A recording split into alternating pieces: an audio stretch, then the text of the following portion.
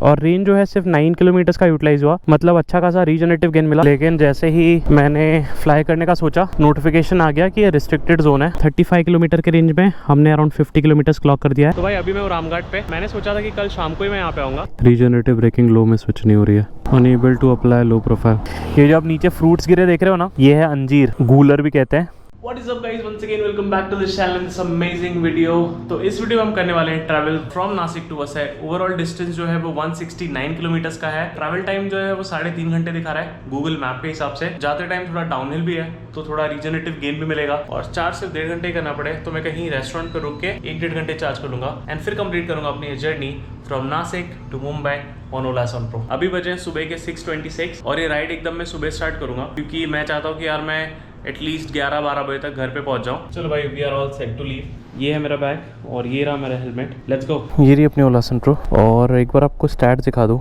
100% हमने इसे चार्ज कर लिया। इको में 170, नॉर्मल में 135, स्पोर्ट्स में 118 और हाइपर में 94 का रेंज हमारे पास है। ये है पार्किंग एरिया और यहाँ पे हमने चार्ज किया था ओवरनाइट। पूरी जर्नी स्टार्ट से लेकर एंड तक हम करने वाले हैं नॉर्मल मोड में। सुबह के बजे 6:43 और हमने स्टार्ट कर दिया भाई अपनी journey from Nashik to Mumbai की। और पहले पियेंगे चाय। A few minutes later। तो भाई चाय पी लिया मैंने और अब चलते हैं आगे। ब्रेक लेंगे शायद मनोर में बीच में। लेट्स सी, कुछ प्लान नहीं कर सकते, जहाँ भी लगा और जहाँ भी मिल जाएगा चार्ज करने के लिए वहाँ पे ब्रेक ले लेंगे। आधे टाइम में मैं कह रहा था कि मैं मनोर में चार्ज करूँगा, लेकिन चार्ज फिर मैंने जवार में किया था। तो ऐसे यार कुछ कह नहीं सकते, लेट्स सी। देखो यार, बहुत ही सुंदर टेम्पल है यार, पुराना टेम्पल लग रहा है बहुत, लेकिन बंद है। तो जो हमारा स्टे था वो अराउंड 2000 पर नाइट का था और चार्जिंग के कोई एक्स्ट्रा पैसे लगे नहीं। चार्जिंग सॉकेट जो था उनके पार्किंग में ही था, तो उन्होंने कहा you can charge it over there with no extra charges. तो वैसे ही अगर आप कहीं ट्रैवल कर रहे हो ना, तो बस एक बार होटल में कॉल करके पूछ लो कि उनके पास सॉकेट पॉइंट है क्या आपकी ईवी चार्ज करने के लिए। और जो त्रिम्बकेश्वर का स्टे था, जिस होटल में हमने पहले बुक करा था, उनके भी पार्किंग में चार्जिंग सॉकेट था, लेकिन फिर उनकी बुकिंग फुल हो गई तो हमें दूसरे आगे भेज दिया। और वो बंदा भाई कह रहा था कि नहीं, तुम्हें 100 रुपीज़ एक्स्ट्रा देना पड़ेंगे चार्ज के। कोई नहीं भाई, कभी कभी लाइफ में ऐसी सिचुएशन आएंगी कि आपको जहाँ पे आप रुके वहाँ पे पे करके चार्ज करना पड़ रहा है, बट दैट्स ओके।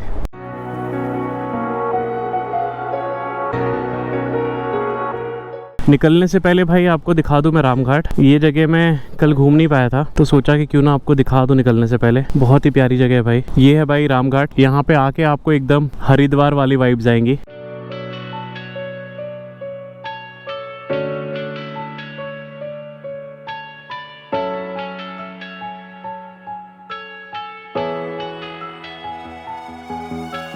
तो भाई अभी मैं हूँ रामघाट पे। मैंने सोचा था कि कल शाम को ही मैं यहाँ पे आऊँगा, लेकिन काफ़ी अंधेरा हो गया था तो मैं यहाँ आ नहीं पाया। रामघाट का जो सिग्निफिकेंस है वो आता है रामायण से। ये जो आप रिवर देख रहे हो ये है गोदावरी रिवर, और ये माना जाता है कि रामघाट वो जगह है जहाँ पे सीता और राम जी जो है वो स्नान करते थे, इसीलिए इस जगह की बहुत ज़्यादा इम्पोर्टेंस है राइट फ्रॉम रामायण। और जो पंचवटी है ये वो जगह है जहाँ पे राम और सीता और लक्ष्मण सारे लोग रह रहे थे अपने वनवास के टाइम। तो भाई ये सिग्निफिकेंस है इस रामघाट का। और यहीं से थोड़ी दूरी पे पंचवटी टेम्पल है, अभी उसे कालाराम टेम्पल कहते हैं। तो भाई आप अगर नासिक आ रहे हो तो भाई रामघाट और कालाराम टेम्पल जो कि पंचवटी में है, आप घूम सकते हो। अभी चलते हैं और कंटिन्यू करते हैं भाई अपनी जर्नी। आई होप आपको अच्छा लगा ये छोटा सा इन्फॉर्मेशन मेरे नासिक के ट्रिप से, and let's go and continue our journey. यहाँ पे बहुत सारे टेम्पल्स हैं और भजन कीर्तन चलते ही रहता है हमेशा यहाँ पे। मैंने सोचा था कि ड्रोन उड़ा लूँगा यहाँ से, लेकिन जैसे ही मैंने फ्लाई करने का सोचा नोटिफिकेशन आ गया कि ये रिस्ट्रिक्टेड जोन है, तो इसीलिए भाई मैंने रिस्क बिल्कुल नहीं लिया। बिल्कुल रिस्क नहीं लेने का। श्योर चल, हैव सेफ जर्नी, बाय। और ये जो मेरा फ्रेंड था जिसने मुझे ज्वाइन किया था फ्रॉम त्रिम्बकेश्वर टू नासिक, वो भाई ठाणे वाले रूट से जाएगा, तो यहाँ से वो एक दूसरा रूट लेगा और मैं लूँगा मनोर वाला रूट। मनोर के लिए 129 किलोमीटर दिखा रहा है, 3 घंटे 10 मिनट का भाई travel time. So I hope कि हम मनोर तक एटलीस्ट पहुंच जाएं इतने चार्ज में जितना अपने पास है, कंसिडरिंग कि जहां डाउनहिल है वहां पे अपने को रीजनरेटिव गेन मिलेगा थोड़ा बहुत। Let's see. सो भाई लेफ्ट लेके हम पहुंच गए हैं त्रिम्बक रोड पे। ये रोड सीधा त्रिम्बकेश्वर पहुंच जाता है और ये है NH848। एंड ये रोड जो है बहुत ही अच्छा है। 30 किलोमीटर्स की जर्नी कैसे खत्म हो जाएगी पता नहीं चलेगा। यहाँ से खत्म हो जाता है नासिक का सिटी और यहाँ पे अब हमें बिल्डिंग्स और ये सब नहीं दिख रही हैं। अराउंड 20 किलोमीटर्स में हम पहुंच जाएंगे त्रिम्बक। वहाँ से जवार होते हुए पहुंचेंगे मनोर। त्रिम्बकेश्वर से हम ले लेंगे राइट और फिर हम आ जाएंगे NH848 पे। अभी जिस रोड पे हम चल रहे हैं ये स्टेट हाईवे है, स्टेट हाईवे नंबर 30। शायद मैंने इससे 848 बोला था but this is state highway number 30। तो भाई हम पहुंच गए हैं त्रिम्बकेश्वर और एक बार मैं आपको राइडिंग स्टार्ट दिखा देता हूँ और फिर हम यहाँ से लेंगे राइट और फिर कंटिन्यू करेंगे अपनी जर्नी NH848 पे। जो सामने आप गेट देख रहे हो ये है त्रिम्बकेश्वर का एंट्रेंस गेट, मतलब यहाँ से आप त्रिम्बकेश्वर के लिए जा सकते हो और राइट टर्न लेके हम जाएंगे टूवर्ड जवार। सुबह से लेके अब तक हमने 34 किलोमीटर्स ट्रैवल किया है और इको मोड में 124 का रेंज बचा है, नॉर्मल में 100, स्पोर्ट्स में 88 और हाइपर में 72। ये है अब तक के riding stats from Nashik city centre to Trimbakeshwar. Overall हमने 30.7 किलोमीटर्स ट्रैवल किया है और अब हम कंटिन्यू करेंगे इस रोड पे जो कि NH848 और पहुंचेंगे जवार, फिर मनोर, फिर वहां से NH48 पे हम जाएंगे टूवर्ड्स वसई।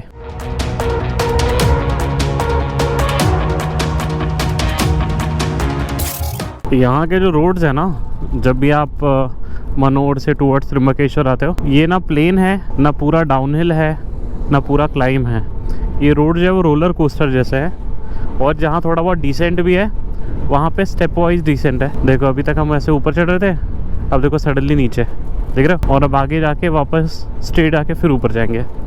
रोलर कोस्टर ऐसा रोड है भाई यहाँ पे। तो अगर आप मनोर वाले रूट से आ रहे हो त्रिम्बकेश्वर नासिक तो ये भाई एक्सपेक्ट मत करना कि पूरा क्लाइम मिलेगा या पूरा डिसेंट मिलेगा। आई एम नॉट श्योर कितना अपने को रीजनरेटिव गेन मिलने वाला है, लेकिन देखते हैं। जवार पहुँच के आपको बताता हूँ कि कितना गेन मिला, लेकिन उससे पहले अगर डाउनहिल होगा तो वो भी आपको मैं दिखा दूंगा। आई थिंक यहाँ से डिसेंट चालू हो गया है तो अपना रीजनरेटिव ब्रेकिंग अप्लाई करना स्टार्ट करते हैं। उसके पहले मैं हाई पे कर लेता हूँ पहले, क्योंकि भाई गेन तो चाहिए अपने को। अपने स्कूटर का मैंने रीजनरेटिव ब्रेकिंग जो है हाई पे कर लिया है, क्योंकि यहाँ से मेरे ख्याल से डिसेंट स्टार्ट हो रहा है। रोड देख के लग रहा है जो भी 7-8 किलोमीटर का डिसेंट है उतने में एटलीस्ट हमें कुछ रीजनरेटिव ब्रेकिंग से गेन मिल जाए, इसलिए मैंने रीजनरेटिव ब्रेकिंग को सेट कर लिया हाई पे। और अब चलते हैं आगे। ये देखो क्या है, ये जो आप नीचे फ्रूट्स गिरे देख रहे हो ना, ये है अंजीर। गूलर भी कहते हैं और अंजीर भी कहते हैं। और ये देखो ये अंजीर का पेड़ और ढेर सारे अंजीर लगे हुए हैं और सारे पके हुए हैं। जो डाउनहिल है वो इतना ज़्यादा स्टीप नहीं है और ये देखो यहाँ पे तो डाउनहिल है ही नहीं। डाउनहिल ज़्यादा स्टीप नहीं है इसलिए बीच बीच में रुक भी जा रही है,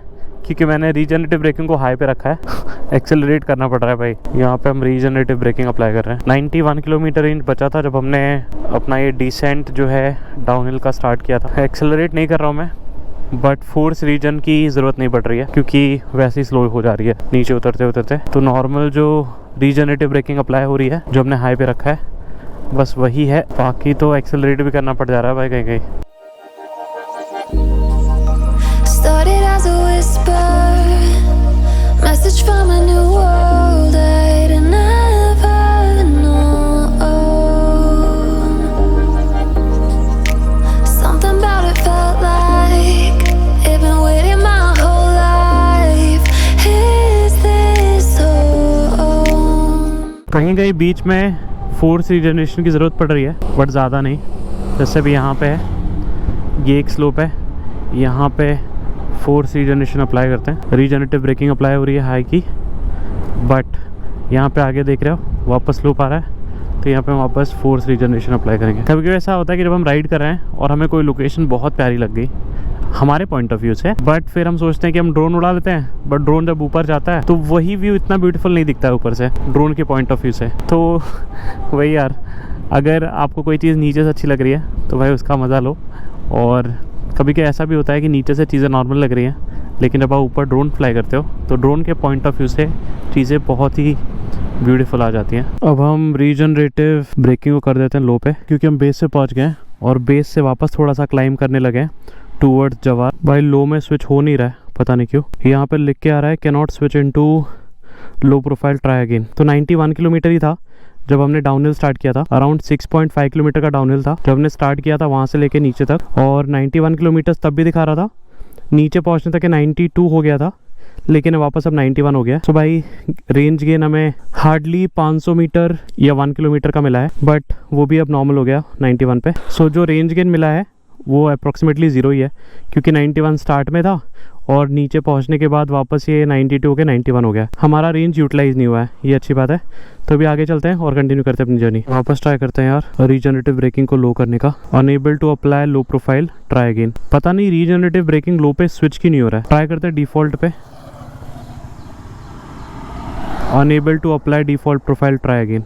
पता नहीं कैसा इशू है यार। हाई पे तो स्विच हो गया आराम से जब मैंने डाउनहिल स्टार्ट किया था, बट यहाँ पे डिफॉल्ट और लो में स्विच नहीं हो पा रहा है। पता नहीं यार क्या दिक्कत है इसमें। रीजनरेटिव ब्रेकिंग अभी भी हमने हाई पे रखा है और चलते हैं आगे। देखो यहाँ से वापस थोड़ा बहुत क्लाइंब स्टार्ट हो गया, थोड़ा सा और डाउनहिल बचा है भाई, तो वो कवर कर रहे हैं अभी। स्विच नहीं हो रहा है भाई, स्टैंड भी लगा के रखा है, फिर भी रीजनरेटिव ब्रेकिंग लो में स्विच नहीं हो रही है। Unable to apply low profile. ढूंढते हैं भाई जगह खाने की। हम पहुंच गए हैं मुखाड़ा और यहाँ से जवार जो है वो अराउंड 17 to 18 किलोमीटर है। तो भाई हम जवार पहुंच गए सेम स्पॉट पे जहाँ पे हम लास्ट टाइम रुके थे, लेकिन रेस्टोरेंट खुला नहीं था। ये वो सेम स्पॉट है। अब देखते हैं इसे चार्ज कहाँ लगाए। आगे जहाँ पे हमने आते टाइम चार्ज किया था वहीं लगाते हैं, या फिर कहाँ पे चार्ज कर सकते हैं देखते हैं।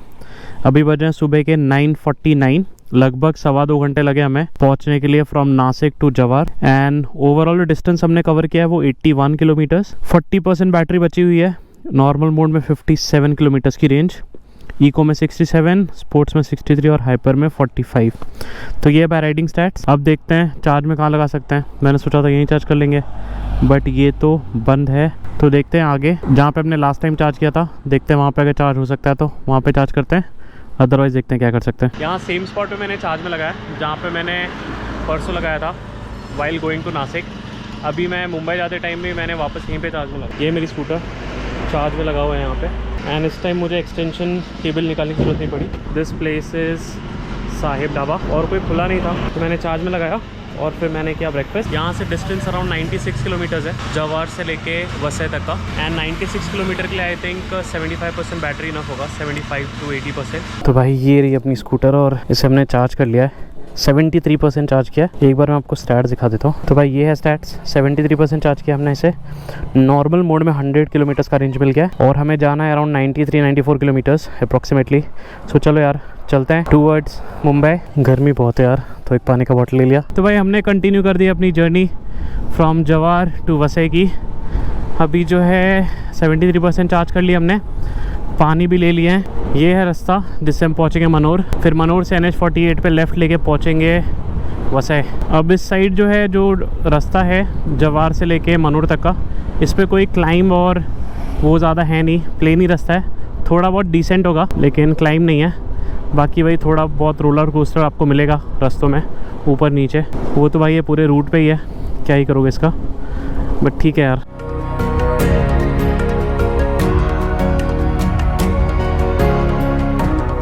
जवार के बाद भी थोड़ा सा डाउनहिल आता है जब आप जवार से विक्रमगढ़ की तरफ आते हो, तो ज़्यादा नहीं बट 2-3 किलोमीटर्स का डाउनहिल स्ट्रेच आपको मिलेगा जो आप अभी देख रहे हो सामने। 16.6 किलोमीटर ट्रैवल कर लिया जहाँ पे हमने चार्ज किया वहाँ से लेके यहाँ तक, और रेंज जो है सिर्फ 9 किलोमीटर्स का यूटिलाइज हुआ। मतलब अच्छा खासा रीजनरेटिव गेन मिला, क्योंकि यहाँ पे डाउनहिल स्ट्रेच था थोड़ा बड़ा 6-7 किलोमीटर का। स्टार्टिंग में मुझे लगा सिर्फ 2-3 किलोमीटर का है, लेकिन 6-7 किलोमीटर का डाउनहिल स्ट्रेच था, तो अच्छा खासा रीजनरेटिव गेन मिला। अभी हम विक्रमगढ़ पहुँचे नहीं है, अभी थोड़ा दूर है, लेकिन शायद आगे भी डाउनहिल हो, पता नहीं, लेकिन अच्छा खासा रीजनरेटिव गेन मिला हमें। 9 किलोमीटर्स के रेंज में हमने 16.6 किलोमीटर ट्रैवल किया है। अभी चलते हैं आगे और देखते हैं कैसे रहती है हमारी आगे की जर्नी। तो ये हम पहुंच गए हैं विक्रमगढ़। जब भी आप ये रूट से आओगे ना नासिक टू मनोर, किलोमीटर में रेंज गेन नहीं दिखेगा। वैसे ऐसा नहीं होगा कि आपका किलोमीटर 60 दिखा रहा है तो अचानक से 65 हो गया डाउनहिल की वजह से, बट आपको एफिशिएंसी बहुत ज़्यादा अच्छी मिलेगी। सो विक्रमगढ़ के बाद से हमने NH848 को छोड़ दिया और हम आ गए हैं NH160A पे, जो सीधा जाके मनोर को कनेक्ट करता है। तो फाइनली हम पहुंच गए मनोर। बस 300 मीटर्स दूर है वो NH48। पूरे जर्नी में यार जब से हमने ब्रेक लिया था तब से लेके अब तक, इनफैक्ट नासिक से लेकर जवार तक भी एफिशिएंसी जो है वो बहुत अच्छी मिली है। मैं आपको दिखा देता हूँ। देखो यहाँ से स्टार्ट होता है NH48, ठीक है। तब यहाँ से हम लेंगे लेफ़्ट। मैं आपको एक बार दिखा देता हूँ एफिशिएंसी कितनी मिली है, बहुत अच्छी मिली है भाई। नॉर्मल मोड में 65 किलोमीटर्स का रेंज अभी बचा हुआ है। ओवरऑल हमें कवर करना था 94 किलोमीटर्स और अब हमें बस 44 किलोमीटर्स कवर करना है और हमारे पास रेंज जो है वो 65 किलोमीटर का बचा हुआ है। अराउंड 35 किलोमीटर्स के रेंज में हमने 50 किलोमीटर कवर किया, मतलब 14 किलोमीटर प्लस हमें एक तरीके से ज़्यादा एफिशिएंसी मिली 14 किलोमीटर्स की, और 35 किलोमीटर के रेंज में हमने अराउंड 50 किलोमीटर्स क्लॉक कर दिया है।